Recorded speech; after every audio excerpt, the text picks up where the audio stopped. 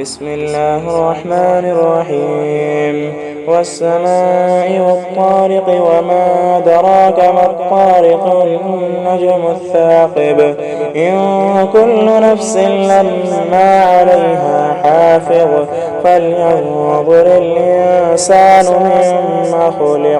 خلق من ماء دافق يخرج من بين الصلب والترائب إنه على رجعه لقادر يوم تبلى السرائر فما له من قوة ولا ناصر والسماء ذات الرجع والأرض ذات الصدع إنه لقول فصل وما هو بالهزل إنهم يكيدون كيدا وأكيد كيدا